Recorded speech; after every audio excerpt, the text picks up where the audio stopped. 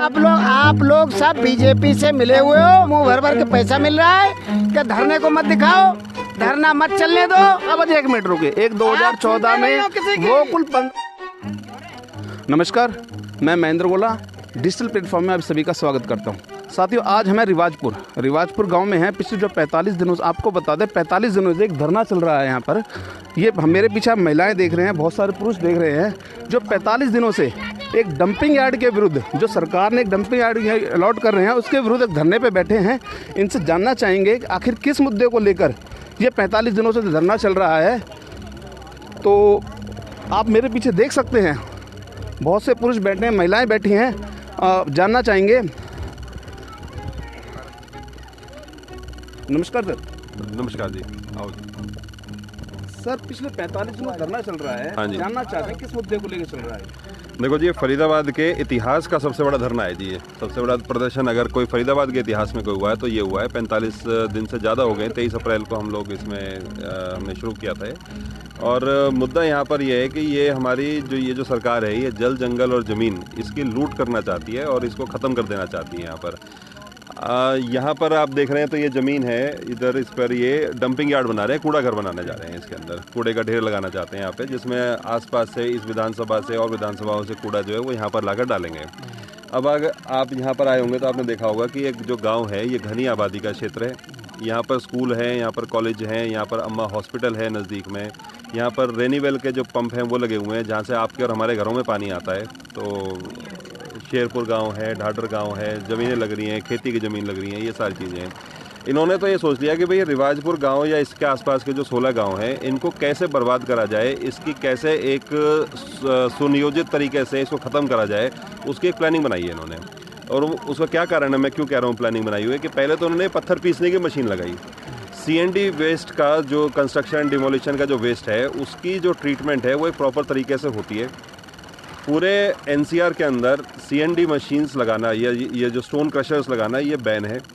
तो इनको रिवाजपुर में ऐसे क्या दिखाई देता है कि भाई पहले तो उन्होंने ये लगाई, फिर उन्होंने देखा कि भाई इससे आदमी मर नहीं रहे, तो मारा कैसे जाए। तो मारने के लिए भाई एक काम करो, कूड़ा घर ले आओ यहाँ पर, ठीक है। यहाँ पर ऐसा करो कि भाई यहाँ चील कौवे नाचे, है ना, तो ऐसा कुछ माहौल तैयार कर दो कि भाई इससे नहीं मरे तो इससे मरेंगे, ठीक है, किसी तरीके तो मारो इन्हें। तो वो इनकी सरकार की प्लानिंग है, जिसके तहत यहाँ पर एक कूड़ा घर डंपिंग यार्ड जो है ये बना रहे हैं, और इसका हम लोग विरोध कर रहे हैं।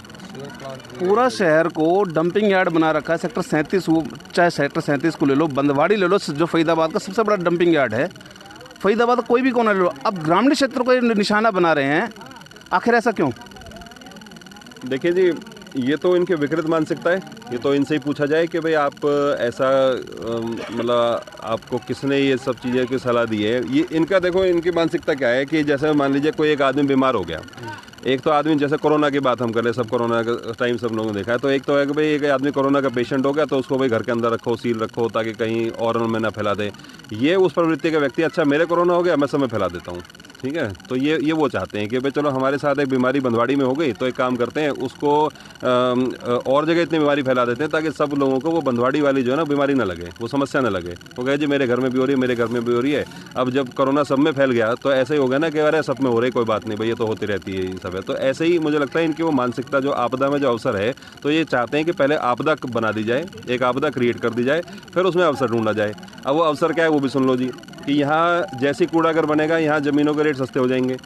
और इनके जो लैंड ग्रैबर्स हैं, जो हमारे लीडर नहीं हैं, जो डीलर हैं, जो प्रॉपर्टी डीलरों की जो सरकार चल रही है, उसका काम यही है भाई ज़मीन खरीदो और अपने नेताओं को बेच दो। चाहे हमारे यहाँ से ये पूर्व विधायक हैं जो ललित नागर जी हैं, वो लग रहे हैं जी ज़मीनें ढूंढने के लिए, और ढूंढ किसके लिए? भारतीय जनता पार्टी के नेताओं के लिए ढूंढ रहे हैं। तो ये आपस की वो है। कल को मान लो कांग्रेस की सरकार आ जाती है तो फिर ये ढूंढने में लग जाएंगे, है ना, ये जो अपने बीजेपी वाले फिर ये ढूंढने में लग जाएंगे। तो रोल बदल लेते हैं आपस में। ये कह रहे हैं जमीन सस्ती करने के चक्कर में, जमीन सस्ते करने के चक्कर में क्या कर ही रहे हैं? नहीं, कहीं ना कहीं देखो, ये तो फरीदाबाद जो डंपिंग यार्ड में जो ग्रामीण क्षेत्रों को भी चुन रहे हैं। आप सरकार पे कहीं ना कहीं आरोप लगा रहे हैं कि ज़मीनें सस्ती करने के चक्कर में। ज़मीनें तो ऑलरेडी सस्ती ही हैं। नहीं, पहले के अकॉर्डिंगली, कांग्रेस सरकार के अकॉर्डिंगली नहीं, कांग्रेस के अकॉर्डिंग सस्ती कहाँ है जी? कैसे हो जाएंगी ज़मीनें सस्ती? कांग्रेस के टाइम पे जो किला 1 करोड़ रुपए का बिकता था, आज वो 3 करोड़ का किला है जी।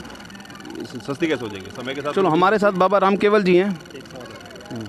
पारस जी, अभी पीछे एक युवक ने आत्महत्या की, हाँ जी। क्या कहेंगे? देखिए जी, ये तो दुर्भाग्य है जी हमारा कि भाई बच्चों को कुर्बानी देनी पड़ रही है। और सरकार, देखिए उसका कारण क्या रहा, उसका कारण ये था कि भाई सरकार ने एक प्रेशर टैक्टिक अपनाई। सरकार ने प्रेशर टेक्निक अपनाई कि भाई उनके घर पे नोटिस चिपका दिए, उनके घर पे ये नोटिस चिपका दिए कि भाई या तो तुम अपने घर तोड़वा लो या कूड़ा घर बनवा लो यहाँ पे, है ना। रोज़ नोटिस चिपका देते हैं, रोज़ ये कर जाते हैं। अब वो बच्चा था गरीब, उसका घर जाके देखो आप, बेचारे का मतलब एक समझ लो मेरे ख्याल से 25 गज का उसने एक अपनी वो बना रखी है जी, दीवार पे बेचारे पे प्लस्तर भी नहीं है ना। वो चिनाई कर रखी है, तिरपाल टीन टांग रखी है जी, दरवाजे नहीं है उस पर तिरपाल टांग रखी है, बाथरूम में दरवाजे नहीं है। बताओ मतलब ऐसी हालत के उसके ऊपर, और वहाँ इन्होंने नोटिस चिपका दिए। फिर क्या है, कभी भी जेसीबी आके खड़ी हो जाती है। नोटिस किस चीज़ का था? नोटिस ये था कि भाई ये अवैध कॉलोनी है और हम इसको तोड़ेंगे। मगर जो रिहायशी इलाके, अगर बात की जाए सेक्टर की, वहाँ पे अवैध जो बिल्डिंग बन रही है उन पे कार्रवाई नहीं है। उन पे कोई कार्रवाई ये कर ही नहीं सकते। मैं कह रहा हूँ जी, अगर मैं इनको 100 बिल्डिंग दिखा रहा हूँ, जो यहाँ पर सांसद कृष्णपाल गुर्जर, उनके जो गुर्गे हैं, जो उनके जो रिश्तेदार हैं, उनकी ज़मीनें हम दिखा रहे हैं आपको ले जाके कि भाई कहाँ कहाँ पे उन्होंने अवैध कब्जे कर रखे हैं। आप उनमें से, मैं कह रहा हूँ, आप तोड़ने की बात छोड़ो, आप नोटिस ही चिपका दो। नोटिस छोड़ो, एक अधिकारी को घुमा दो वहाँ पे, उसकी गाड़ी घुमा दो वहाँ पे। मैं कह रहा हूँ जी, हम जब मान जाएँ इसमें। तो फरीदाबाद का ज़्यादा ना सही तो 30 से 40% हिस्सा जो है वो नेताओं ने कब्जा कर रखा है, सारी इंक्रोचमेंट कर रखी है जी। किसी ने अपने या तो खुद कर रखे हैं या अपने गुर्गों से करवा रखे हैं। वहाँ पे तो तोड़ते नहीं है। इन गरीबों के जो ये जो आशियाने बना रखे हैं, इनको तोड़ते हैं। चल मैं कह रहा हूँ, मान लो इन्होंने अवैध भी बना ली, भाई अवैध बनवाई किसने? जब तो तुम्हारे डीलर यहाँ पे ज़मीन ले लेके काटते हैं। जो रूल्स हैं आपके जो कॉलोनी काटने के, उनको उन रूल्स को फ्लाउट करते हैं, है ना। और उसके बाद फिर तुम इसको तोड़ने के लिए आ जाते हो, और वो डीलर अपना बेच बाज के चला जाता है। वो तो मोटा माल कमा के चला गया। अब भुगतने के लिए कौन रह गई? ये गरीब आदमी रह गए जी। ना इनके पास कोई लीगल जानकारी है, ना इनके पास कोई अवेयरनेस है। बस ये सरकार की धींगा मस्ती चल रही है जी। तो यहाँ से फिर अधिकारियों को यहाँ पे लूट करने का मौका मिल जाता है। ये तो ऐसी बात होगी जी कि भाई पहले तो डीलर लूटेगा, उसके बाद कह देगा भाई देखो मैं तो लूट लिया, मैंने जितना लूट सकता था। अब वो फिर उसको ट्रांसफर कर देगा अधिकारियों के पास, क्योंकि भाई अधिकारियों से कह देगा भाई अब तुम वो करो, तुम लूटो भाई इसमें। फिर अधिकारी नोटिस चिपकाएंगे, कोई ना कोई लोग पैसे दे देंगे। फिर नेता कहेगा चलो भाई अधिकारियों ने लूट लिया, डीलर ने लूट लिया, अब मेरी बारी है। ठीक है, अब वो कैसे लूटता है? भाई देखो ऐसा है, अगर मैं आ गया, मुझे वोट दे दोगे तो बच जाएंगी, और नहीं होंगी तो फिर भाई नहीं बच पाएंगे। तो वो वोट के माध्यम से लूटता है ना। तो ये तो एक ऐसा इन्होंने एक कुचक्र बना दिया बेसिकली। तो हमारे साथ बाबा राम केवल जी हैं। बाबा जी नमस्कार। नमस्कार नमस्कार भाई। बाबा जी, पिछले 45 दिनों से धरने पे बैठे हैं लोग यहाँ पर। अभी पारस जी ने बताया कि किस कारण से बैठे हैं, तो आप इस बारे में क्या कहना चाहेंगे? अच्छा, 45 दिन से आपको पता नहीं है क्या किस कारण से बैठे हुए हैं? बाबा जी हमें पता, मैं आपसे सुनना चाहता हूँ। भाई साहब, आप लोग सब बीजेपी से मिले हुए हो, यहाँ के बड़े नेताओं से मिले हुए हो। आप लोगों को मुंह भर भर के पैसा मिल रहा है कि धरने को मत दिखाओ, धरना मत चलने दो। आप लोग अगर उनके मुंह में भी ऐसे ठूस ठूस के पूछो नेताओं के, तो पता चले। बाबा जी पिछले आप 45 दिनों से 45 धरने पे बैठे हो। 45 आपने एक दिन से धरना 2014 में भी दिया था। आपने एक धरना 2014, बाबा जी एक मिनट रुके, एक 2014 में वो कुल 15 दिन, 15 से 20 दिन धरना चला था। आवाज नहीं सुनते हो? चलो आप बोलिए पहले। बाबा, आपने मुंडन करवाया है, बाबा गरीब मत किस बोलो। वजह से कराया था? क्या शपथ ली थी आपने? मैंने शपथ ली है कि यहाँ एक तसला कूड़ा नहीं आएगा। और ये जो नारी शक्ति चला रही ना इस आंदोलन को, ये नारी शक्ति हटने वाली नहीं है। चाहे यहाँ संतरी और मंत्री हो, जो भाजपा की सरकार जो ये कहती हो कि हम अपना दमखम दिखाएंगे, किसी को जेल में बंद कर देंगे, किसी पर केस बनाएंगे, तो यहाँ लोगों ने चूड़ियाँ नहीं पहन रखी। ये सिर्फ एक अपनी मर्यादा में और शांति बनाए रखने के लिए कर रहे हैं। और जिस दिन आ गए अपनी पर, तो इन्हें बता देंगे कि जनता क्या होती है। हमारी वोट से ये गद्दी और सिंहासनों पर बैठे हैं, और उसी हम ही को कुचलने की कोशिश कर रहे हैं। इन्हें शर्म आनी चाहिए। बाबा, ऐसा नहीं लग रहा कि ये कूड़ागर बन रहा है जब इलेक्शन आने वाले हैं? 3-4 साल पहले कोई ऐसा डिक्लेरेशन नहीं था। कहाँ था? आप ही बता दो। 100 करोड़ कमा बंदवाड़ी पर अगर इनको ठोक दिया गया जुर्माना, तो ये भाग रहे हैं गाँव में कि गाँव बर्बाद कर दो, यहाँ पानी बर्बाद कर दो। यमुना के लिए तो पहले ही स्वच्छ वो बचाओ अभियान चला रखा है, यमुना बचाओ अभियान चला रखा है। यहाँ यमुना की जड़ में ला करके या 16 रेन्यूएल जो उसमें लगे थे चौटाला सरकार में, 150। हाँ जी, 150। तो उनको बर्बाद करने के लिए कि शहर को पानी भी ना मिल पाए और यहाँ लोग जी ना पाएं, ये बच्चे जी ना पाएं इस क्षेत्र के, इसलिए सारे प्रोग्राम बनाए जा रहे हैं। जमीनें हड़प लो यहाँ की। अब आपको क्या लगता है प्रशासन जागेगा? आप इतने चेतावनी दे रहे हैं बार बार। अरे भाई जगाने के लिए आप लोग हो। आज जब कलम पर पहरा होता है ना बंदूकों का, तो वो बोल नहीं पाते। आप लोग बोल नहीं पा रहे हो। हम चिल्ला चिल्ला करके मरे जा रहे हैं, आप हमारी आवाज़ें नहीं पहुंचाते वहाँ तक। बाबा जी आज चिल्ला रहे हो आप इतना। 2014 में भी एक धरना दिया था आपने पल्ला पुल को लेकर, जी ठीक है, उस वक्त चिल्लाया कुछ भी नहीं था। आपने जीप में सोने की पिन डाल ली थी, शांति से बैठे थे बिल्कुल। मगर आज यहाँ एक युवक आत्महत्या कर चुका है, लोगों पे मुकदमे लग रहे हैं। इसके बारे में क्या कहना चाहोगे? हाँ बिल्कुल ठीक बात है, बिल्कुल ठीक बात है। हमारे तमाम लोगों पर केस लगा दिए हैं इन्होंने, उनको बंदी बना रखा है, पता नहीं किडनैप कर लिया क्या किया है, वो हमें दिखाई नहीं दे रहे। बाबा जी 2014 में भाजपा की सरकार थी, आज भी भाजपा की सरकार। क्या आप तो मिले उन्हें भाजपा से? हम भाजपा से जिस दिन मिलेंगे इनको बता देंगे कि कैसे मिला जाता है। आए ना मिले, बाबा जी हम तो इंतजार कर रहे हैं, आओ मिलो। तो यहाँ के हम मिलेंगे, आओ मिलो, बाबा जी, यहाँ धरने पे मिलो। यहाँ के जो विधायक है वो तो आए होंगे एक बार। आए विधायक जो यहाँ के जो मौजूदा विधायक हैं, अरे भाई सब मलाई मार रहे हैं, सबको 5 साल अपनी गद्दी चाहिए, सब मौज मारो। आए मैदान में 16 गांव अगर वोट ले जाए और यहाँ पैर रखने की जगह इनको मिल जाए तो मैं गारंटी दे रहा हूँ, यहाँ की जो नारी शक्ति है ना, आदमियों के बारे में कुछ नहीं कहूँगा, आदमी के बारे में कुछ नहीं कहूँगा, क्योंकि उनका खून ठंडा पड़ चुका है। और लेडीज के बारे में मैं कह रहा हूँ ये कि आदमी आपके साथ बैठे हैं, इनका खून ठंडा है। ये सब सेवादार हैं, ये सब सेवादार हैं, आदमी नहीं है ये। सब सेवादार हैं। आदमी नहीं है। हाँ आदमी उसको कहते हैं जो एकदम खड़ा होकर के ये कहे कि आओ छाती पर। बाबा जी आप सन्यासी आदमी हो, मुकदमा इन गरीब आदमियों पे लग रहा है, उसके बारे में क्या गरीब कहना आदमी चाहते किसी हो? पर नहीं लड़ा, किसी पर गरीब पर नहीं लड़ा। हाँ। जो दमदार था, जो समर्थ था, उसको रोका गया ताकि ये धरना समाप्त हो, लेकिन धरना समाप्त नहीं होगा, ना धरना टूटेगा, ना धरना कमजोर होगा। आपकी क्या प्लानिंग है इस धरने को लेकर आगे के लिए? अब सब पहले ही बता दें, तुम जाके वहाँ बता दो सरकार को, हम क्यों बता दें? बाबा जी आए सरकार तो आपकी है, बता दो सब सरकार को, 2014 से आप ताकि सरकार से मोटा इनाम मिल जाए। गुरुजी भाई ऐसा नहीं होने देगा, अब नहीं होगा, अब नहीं होगा। तो जानता हूँ ये भी आपने धरने दिए सारे कामयाब हुए हैं। मैं देख रहा हूँ, सरकार को मनाया है। मैं अब ऐसा क्या हो रहा है? 45 दिनों से धरना मैं दे रहे देख रहा हूँ, हैं, मैं फैसला नहीं आ रहा। मेरे शहर में 400 पत्रकार है, और कहो लिस्ट दे दूं मैं, जब कहोगे जिस दिन दे दूंगा लिस्ट। 400 पत्रकार है और यहाँ 4 पत्रकार दिखाई देता है हमें। ये गरीब है ना, ये ग्रामीण है ना, ये किसान है ना, ये नारी है ना, ये बच्चे हैं, इसलिए इनकी आवाज़ को वहाँ तक आप लोग पहुँचाने का काम नहीं कर रहे हो। आप लोग वहाँ तक हमारी आवाज़ पहुँचाइए।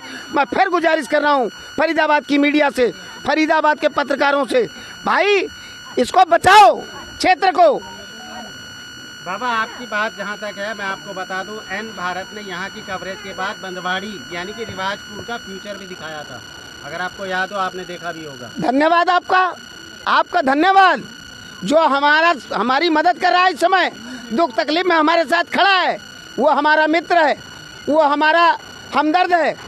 और जो वहाँ सरकार के साथ और कृष्ण पाल जी की कोठी पर मंत्री पर लड्डू खा रहे हैं, मलाई मार रहे हैं, वो किस काम के हैं?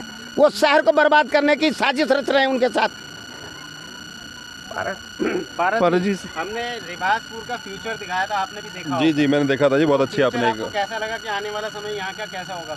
देखिए फ्यूचर क्या लगना है, ये तो भयावह है, ये तो आप भाई साक्षात मौत है जी, वो तो जो आज उसी लिए तो लड़ाई कर रहे हैं हम लोग, और किस बात के लिए लड़ रहे हैं जी? इसी बात के लिए लड़ रहे हैं। वहाँ की जानकारी ली थी, वहाँ के जितने आसपास के गांव हैं, पानी जहरीला है, कैंसर के लोग वहाँ पे, पानी जहरीला है, कैंसर वाला पानी हो चुका है, पानी को इंसान नहीं पी रहे हैं, जानवरों के लिए छोड़ रखा है, जानवरों में भी नई नई बीमारियाँ उस क्षेत्र में आ रही हैं। लोगों ने लड़कियां वहाँ से लेनी बंद कर रखी हैं, लड़कियां वहाँ पे देनी बंद कर रखी हैं, किसी की शादियां नहीं हो रही हैं, ठीक है ना, तो उनको वहाँ पर गुड़गांव में महंगे फ्लैटों में जाके बसना पड़ रहा है, तब जाकर वो लोग उनके घरों के बच्चों की शादियां हो रही हैं। तो विकट परिस्थिति है और इसी तरह की परिस्थिति पैदा करने का काम यहाँ पर किया जा रहा है। अब उसके पीछे की देखो इनकी क्या मानसिकता है, क्या मंशा है, वो तो ये पता चलेगा। आपने एक सवाल पूछ रहे थे कि भाई चुनावी वर्ष है और उस समय पर ले आए, ये भी सोचने वाली बात है कि भाई ऐसा तो कोई बेवकूफ़ी सरकार होगी जो करेगी, या तो इनको ऐसा लग रहा है भाई हमारी सरकार जा रही है तो भाई जैसे भागते भूत की लंगोटी भली, तो वो वाली बात है भाई जितनी ज़मीन ले जा सकती है, बाद में तो पता नहीं तुम ले पाओगे नहीं ले पाओगे। लेकिन मैं इनको वैसे आश्वासन दे रहा हूँ कि अगर कांग्रेस आती है तो भी वो तो एक थाली के चट्टे बट्टे वो इनको ज़मीन दिलवा देंगे, मतलब तो अभी हमें ना परेशान करें, बाद में ज़मीनें लेते रहना जब कांग्रेस की सरकार आएगी। और नारी शक्ति का आक्रोश दिखाता हूँ, आओ आप, आओ आओ बाबा का लट पकड़ के चलेंगे। आओ, कितनी तकलीफ में, कितनी दुख में सारा दिन ये देखने वाली बात होगी। महिला शक्तियों के बारे में परिचय लेते हैं। महिला शक्ति क्या कहना चाहते हैं इस मामले को लेकर, आप देखिए।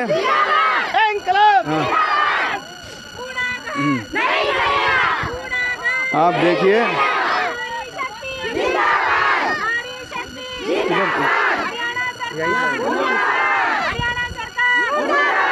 आप देख सकते हैं हरियाणा सरकार को लेके कितनी विफलता है कूड़े ढेर के विरुद्ध में।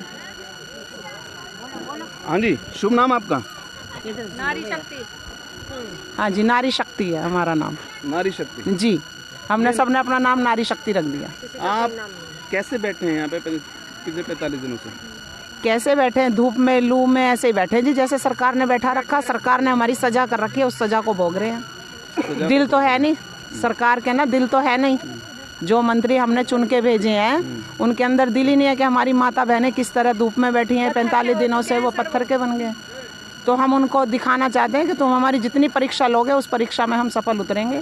जब सबके छोटे बच्चे हैं, सबके घर के काम हैं, सारा सुबह उठ के जल्दी काम करती हैं, खेतों का काम है और काम निपटाती हैं, फिर धरने पे आती हैं, धरने से जाके फिर शाम का अपने काम में लग जाती है भैंसों में, लेकिन कोई सुनने को तैयार। शुभ नाम आपका? सर नारी शक्ति। नारी शक्ति। आप एक कूड़े घर के विरोध में बैठे हैं यहाँ पे। आपके परिवार में कौन कौन कितने सदस्य हैं? सर 6 हैं। 6 सदस्य हैं। 6 को इजाजत देते हैं यहाँ आने की? हाँ जी बिल्कुल देते हैं इजाज़त, क्योंकि यहाँ पर कूड़े का ढेर बनने जा रहा है, उसका विरोध हमें करना है, जो कि गलत काम हो रहा है। आप कौन से गाँव में रहते हो? सर रिवाजपुर से। रिवाजपुर से ही हो? हाँ जी। ये शेरपुर से भी हैं जी। आपने देखा रिवाजपुर क्या कई गांवों से महिलाएं यहाँ बैठी हैं। आप जानना चाहते हैं और कौन से किस गांव से हैं? हाँ जी, किस गांव से हो आप? शेरपुर ढाडर से। शेरपुर से? हाँ जी। ये बोले शेरपुर ढाडर से है। शेरपुर से हो? हाँ। आप यहाँ पिछले इतने दिनों से बैठे हो, 45 दिनों से समर्थन दे रखा, किस कूड़े घर के लिए। कूड़े घर के विरोध में? हाँ।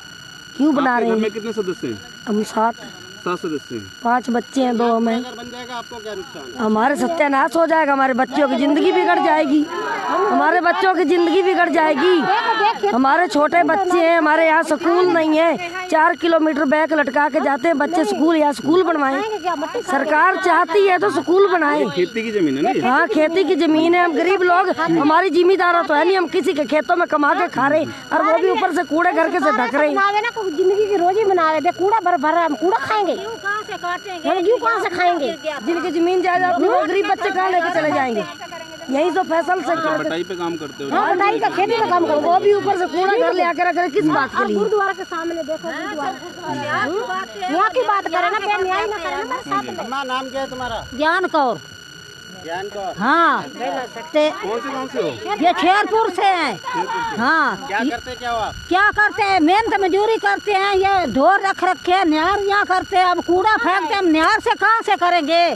कटाई कहाँ से करेंगे? खावे कहाँ से? बताओ, खेती ना रहेंगे, बच्चे हमारे छोटे छोटे हैं, नहीं मजदूरी नहीं कुछ नहीं रह जाएगी। बताओ,